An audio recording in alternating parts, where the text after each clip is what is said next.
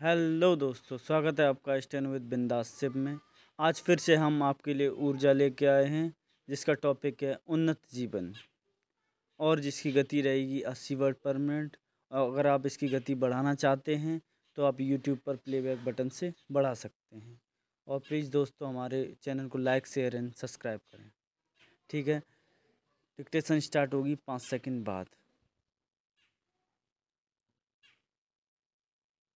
Start.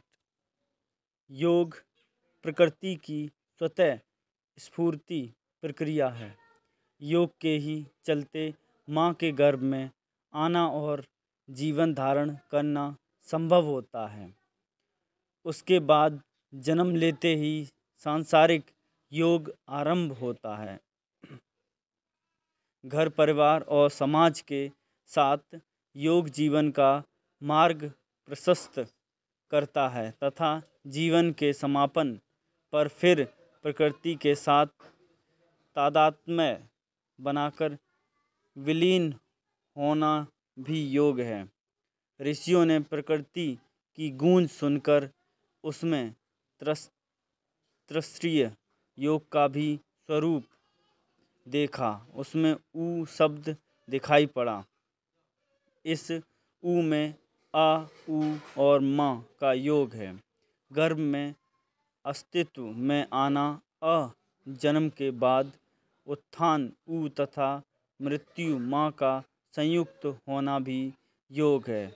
ऋषियों ने अंतिम अक्षर माँ को हलंत कर आधा इसलिए कर दिया क्योंकि मनुष्य की मृत्यु पूरी नहीं होती।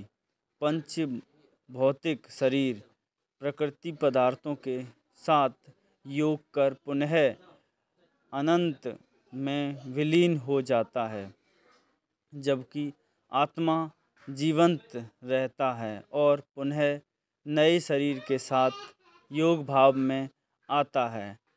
प्राकृतिक योग को भी देखा जाए तो क्षति तत्व धरती के साथ योगनिष्ठ होकर धरती में मिल जाता है। अग्नि आकाश की ओर अपने देही सूर्य के साथ योग करने को ऊपर की ओर उठती है।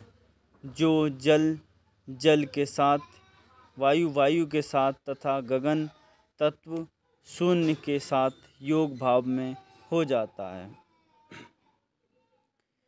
इस तरह देखा जाए तो कदम कदम पर योग का प्रकट भाव दिखाई पड़ता है। मानव शरीर के अंदर और बाहर जो योग हो रहा है उसे नियमित जीवन में अपनाकर कोई भी व्यक्ति ऊर्ध्वमुखी जीवन प्राप्त कर सकता है।